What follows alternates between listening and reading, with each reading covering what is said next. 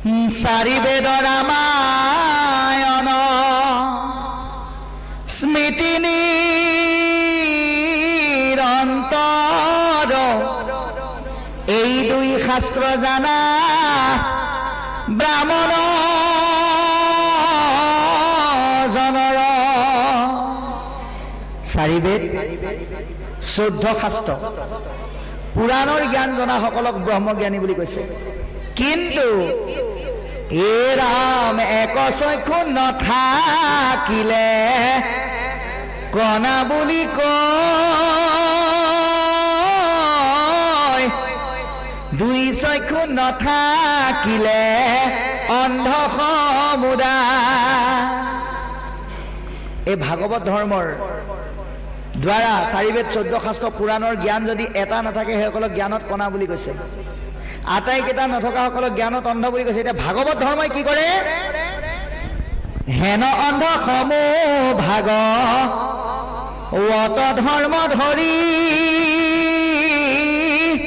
লৌৰি ফুৰন্তে প্ৰভু নিপিছলে ভৰি এনেকুৱা অজ্ঞানী একো নজনা ব্যক্তিও যদি ভাগৱত ধৰ্মৰ আশ্ৰয় লয় তেওঁ কেতিয়াও পিছল খাব লগা বা বিচলিত হ'ব লগা নহয় সেইকাৰণে কৈছে যে যাক জানি মহামূৰ্খ জানা সুখে তৰে এই ভাগৱতৰ জ্ঞান জানাৰ অভ্যাস কৰিলে মূৰ্খজনেও পণ্ডিত হ'ব পাৰে তৰিব পাৰে অজাতি পাতকি যাক জানিলে নিস্তৰে প্ৰমাণ অজামিল পৰম ভকতে যাক নিতে কৰে ৰতি পৰম ভক্তসকলে যি জ্ঞানক নিত্যভাৱে পাবলৈ আহ্লাদিত হৈ থাকে সেয়াই হ'ল ভাগৱত ধৰ্ম আৰু সেইকাৰণে সুন্দৰকৈ আমাক পদবন্ধে কৈছে যে যিটো কৰে ভাগৱত ধৰ্মৰ আশ্ৰয় শিশবৰ একোকালে নাই পাপ ভয় ভাগৱত ধৰ্মত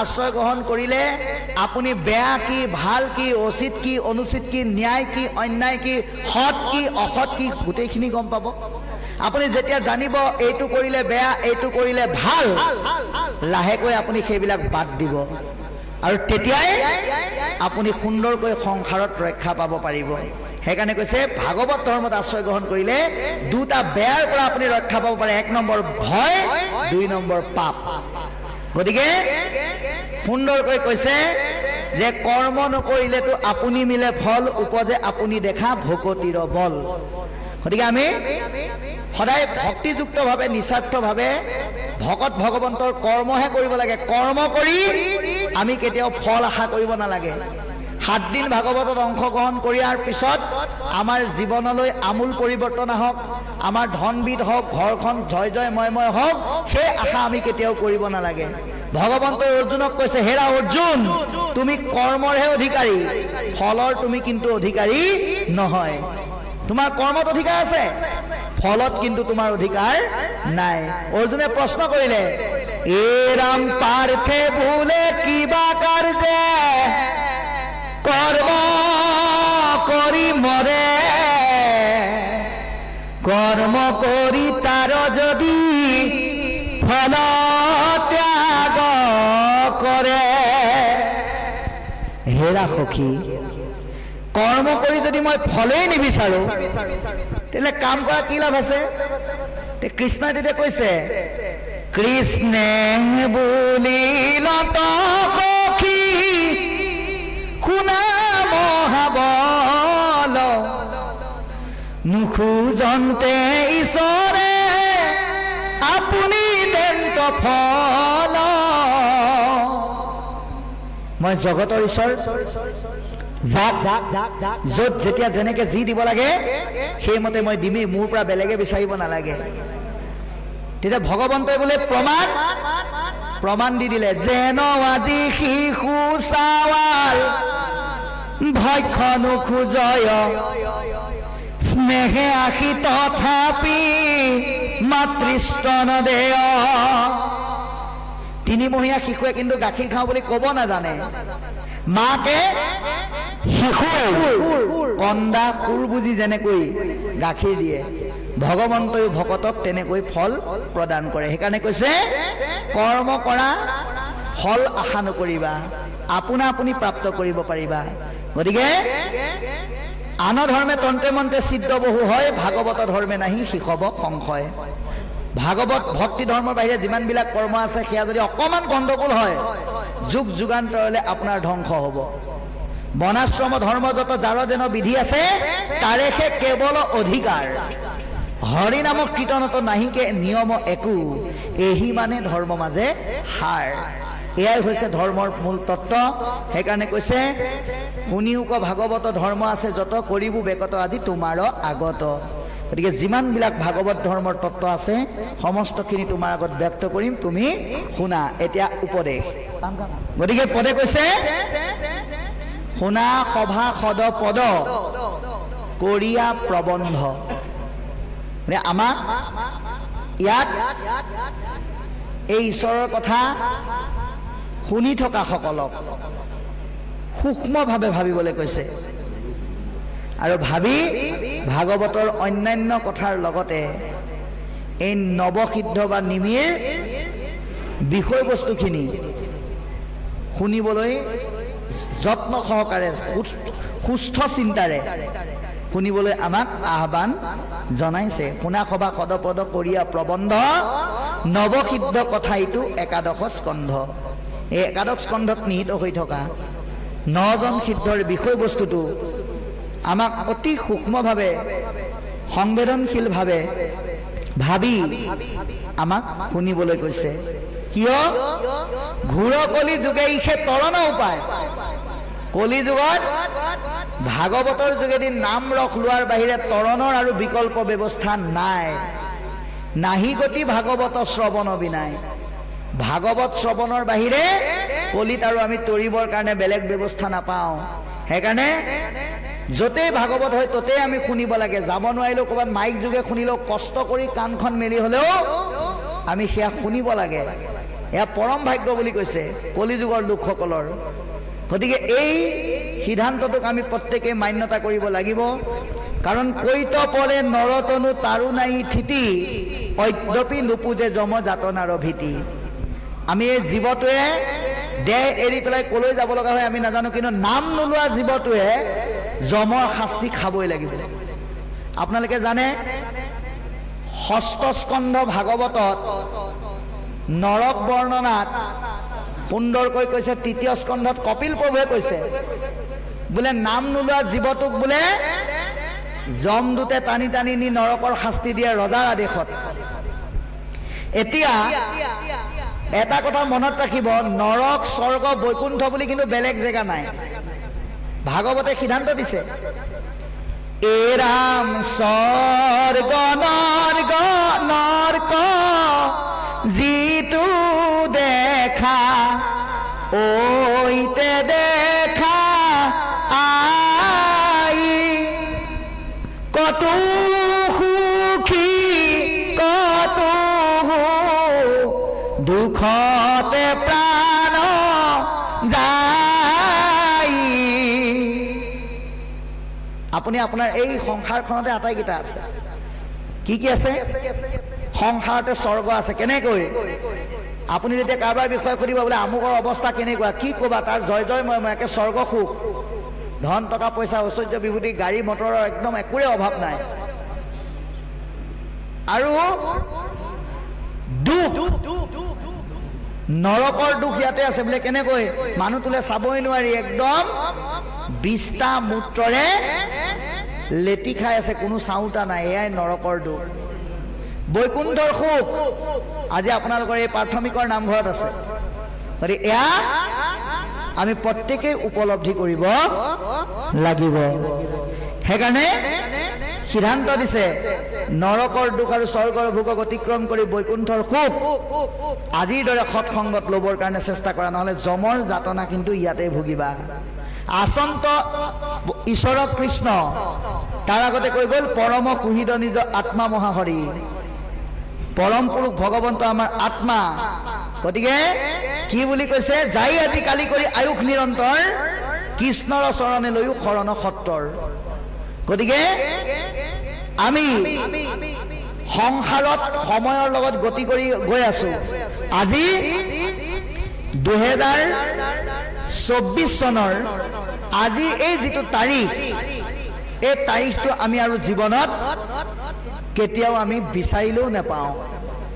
আমি অহাকালিলৈ আজিৰ দৰে ৰাতিপুৱা দুপৰীয়া আবেলি সকলো হ'ব, কিন্তু 2024 চনৰ আজিৰ তাৰিখটো আৰু আমাৰ জীৱনলৈ নাহে। যিটো ভাগৱতৰ প্ৰথম স্কন্ধত কৈছে কি বুলি,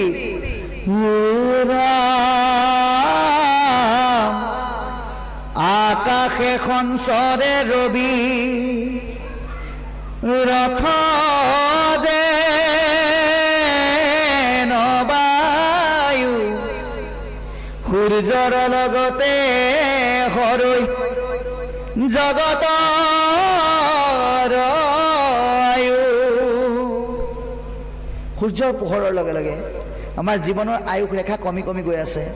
কোনদিনা এই দেহ এৰি আমি গুচি যাম কোনেও নাজানে। সেইকাৰণে কৈছে সময়ৰ প্ৰতি লক্ষ্য ৰাখি এতিয়া কৰিবলগীয়া, আজি কৰিবলগীয়া কামটো এতিয়া কৰা, কাইলৈ কৰিবলগীয়া কামটো আজি কৰা।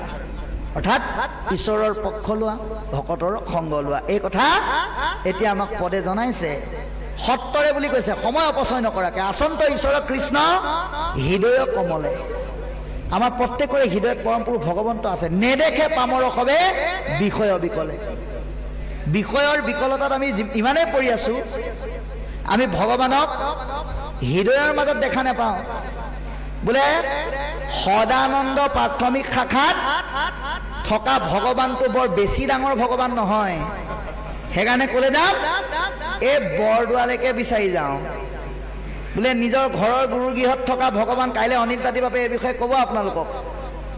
নিজৰ গুৰুগৃহত থকা ভগৱানজন আটাইতকৈ সৰু, সেইকাৰণে ডাঙৰ নামঘৰ এটাত যাওঁ, অকণমান ডাঙৰ ভগৱান এটা পাওঁ বা। এইটো হ'ল আমাৰ এটা মনৰ ধাৰণা। ভগৱান সকলোতে সমান। সেইকাৰণে ভগৱন্তই অৰ্জুনক কৈছে, হেৰা অৰ্জুন, মোক বিচাৰি দূৰলৈ কেলে যোৱা? বিদুৰ তীৰ্থক লাগি কিয় যত্ন কৰা,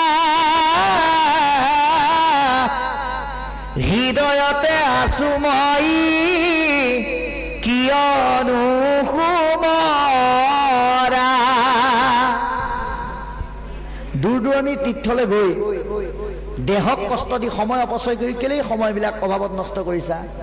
নিজৰ গাঁৱৰ মাজত, নিজৰ নামঘৰৰ মাজত, নিজৰ হৃদয়ৰ মাজত ভগৱন্তক বিচাৰিবলৈ আমাক আজি শাস্ত্ৰই সিদ্ধান্ত দিছে। আৰু সেইকাৰণে কৈছে বিষয়ৰ কাৰণে, মায়াৰ আৱৰণৰ, বিষয়ৰ আৱৰণে ঢাকি ৰখাৰ কাৰণে আমি এই বস্তুটো উপলব্ধি কৰিব নোৱাৰো। পৰম সুহিত নিজ আত্মা মহাহৰি অধুগতি যাই নিতে তাংক অনাদৰি। যিজন নিজৰ লগতে আছে, আত্মাৰ মাজতে আছে, সেইজনক দূৰত বিচাৰি গৈ সময় অপচয় কৰি পেলাই অধোগতিলৈ যায়। গতিকে আমি সেইটো নকৰি ভকতৰ মাজত, হৃদয়ৰ মাজত ভগৱন্তক বিচাৰিবলৈ আমি প্ৰত্যেকেই চেষ্টা কৰিব লাগিব। আৰু চাৰিভাগী পদ, হেন জানি হুয়ো জানতে কৃষ্ণ তখন মোক পাহৰা কিমতে যম যাতনাৰ দুখ। যমে কাক ধৰিব? কৃষ্ণৰ বিমুখীসকলক ধৰিব, সন্মুখীসকলক নধৰে। সেইকাৰণে নাৰদৰ বাণীক মন দিয়ক, কালে কৰ্মে মিলাই বেক বিষয়ৰ সুখ। বিষয়ৰ যিটো সুখ, সেইটো সময় আৰু কৰ্মই আপোনাক বিচাৰিলেও দিব, নিবিচাৰিলেও দিব। কিন্তু ভক্তিময় সুখটো আপুনি বিচাৰিলেহে পাব। এতিয়া বহুতে প্ৰশ্ন কৰিব, ভগৱন্ত যদি আমাৰ সকলোৰে হৃদয়তে থাকে, আমি আকৌ বেলেগে কেলে বিচাৰিব লাগে? মানে কথাটো এনেকুৱা, আপুনি যেনিবা এটা টৰ্চ লাইট কিনি আনিলে, টৰ্চ লাইটটোৰ কাম কি? বোলে পোহৰ দিয়া। আপুনি কিনি অনা টৰ্চ লাইটটো লৈ আপোনাৰ ল'ৰাটোৱে যেনিবা কাৰোবাৰ ঘৰত গৈ বেয়া কাম কৰিবলৈ গৈছে, আৰু পিছদিনা সেই একেটা টৰ্চ লাইটে লৈ পেলাই আপুনি ক'লে গৈছে নাম গাবলৈ গৈছে। গতিকে টৰ্চ লাইটটোৰ কামটো কি? পোহৰ দিয়া। নাম গাবলৈ যোৱাজনকো পোহৰ দিব, চুৰ কৰিবলৈ যোৱাজনকো দিব, বিষ্ঠা ত্যাগ কৰিবলৈ যোৱাজনকো দিব। এতিয়া পোহৰটো কেনেকৈ ব্যৱহাৰ কৰিছে সেইটো আপোনাৰ ওপৰত নিৰ্ভৰ কৰিব। গতিকে ভগৱন্ত সকলোৰে হৃদয়তে আছে সাক্ষী ৰূপে। সেই পোহৰটো আপুনি কেনেকৈ ব্যৱহাৰ কৰিছে আপোনাৰ ওপৰতে নিৰ্ভৰ কৰিব। এজন মানুহে এদিন এখন দোকানলৈ গ'ল, গৈ পেলাই দোকানীক ক'লে, হৰি দোকানী মোক এটা ছাতি দিয়কচোন। দোকানীয়ে বোলে কেনেকুৱা ছাতি লাগে? বোলে একেবাৰে আটাইতকৈ দামী ছাতি এটা দিয়ক। দোকানীয়ে বোলে আটাইতকৈ দামী ছাতি, একদম চবতকৈ দামী ছাতি এটা উলিয়াই দিলে আৰু সুধিলে বোলে এইটো দাম কিমান? বোলে 490 টকা। বোলে এইটো ছাতি মোক নালাগে। বোলে কেলে? বোলে ইমান কম দামী ছাতি মই ব্যৱহাৰ নকৰোঁ। বোলে এইটো বহুত দামী, 490 টকা। বোলে কিমান দিন চলাব পাৰিম? বোলে এইটো ছাতি আপুনি কিমান দিন পাৰিব? খুব বেছি 6 বছৰ 7 বছৰ ধুনীয়াকৈ চলাব পাৰিব। তে গ্ৰাহকজনে কৈছে মোক এনেকুৱা ছাতি নালাগে, মোক এনেকুৱা এটা ছাতি দিয়ক যিটো ছাতি নেকি মোৰ 3 পুৰুষৰ নাতিলৈকে চলাব পাৰে। তে দোকানীয়ে কৈছে সেইটো ছাতি মোৰ দোকানত নাই, আপুনি বেলেগত বিচাৰি যাওক। গ্ৰাহকজনে বিমুখ মনে উভতি আহিবলৈ ধৰোঁতে দোকানীজনে গ্ৰাহকৰ মনৰ ভাৱটো বুজি পালে আৰু ক'লে, আহকচোন আহক, এটা ছাতি পাইছোঁ, আপুনি কোৱা ধৰণে ছাতি এটা আছে, এইটো ছাতি লৈ যাওক, আপুনি 1 পুৰুষ নাতি নহয় 7 পুৰুষ নাতিলৈকে চলাব পাৰিব। কিন্তু মনত ৰাখিব, আপুনি ছাতিটো কিনি নিবহে পাৰিব, কোনোদিন মেলি পেলাই ৰ'দ বৰষুণত আপুনি ল'ব নোৱাৰিব, জপাই থ'ব লাগিব। গতিকে বাবাই সমস্ত আমি এটা কথা উপলব্ধি কৰিব লাগে, কৃষ্ণ ভগৱন্ত হৈছে এটা ধৰ্মৰ ছাতি। এই ভাগৱতৰ যোগেদি পোৱা জ্ঞানৰ দ্বাৰা সেই ধৰ্মৰ ছাতিটো ভকতে মেলি ধৰিব লাগিব, তেতিয়াহে সংসাৰৰ তাপবিলাকৰ পৰা আপোনাক আমাক ৰক্ষা কৰিব। কিন্তু আপুনি যদি ছাতিটো নি পেলাই গজালত ওলোমাই থৈ দিয়ে তেতিয়াহ'লে জানো ৰক্ষা পাব? এই কথা আজি আমাক পদবন্ধে কৈছে। সেইকাৰণে কি ক'লে? কলিৰ পাতকে আছে চতুৰ্ভীতি বেৰি। গতিকে কলিৰ পাপে আমাক চাৰিওফালৰ পৰা বেৰি আছে। ৰাম ৰাম বুলিও পলাও ক পাপে এৰি। গতিকে আমাৰ দেহৰ বিভিন্ন অংগৰ যোগেদি কলিৰ মলিনযুক্ত পাপবিলাকে আমাক ক্ৰিয়া কৰে। গতিকে তাক বিনাশ কৰাৰ উপায় হৈছে ঈশ্বৰৰ নাম, ৰাম কৃষ্ণ নাম আমি উচ্চাৰণ কৰিব লাগিব। যিমান উচ্চাৰণ কৰিব সিমানেই আপুনি ধুনীয়া হৈ পৰিব। এদিন এবাৰ তেনেকৈ ৰাম কৃষ্ণ নাম যিমান উচ্চাৰণ কৰিব সিমানেই ধুনীয়া হৈ পৰিব। এই কথাটো শিৱই পাৰ্বতীক ক'ব লগা হ'ল।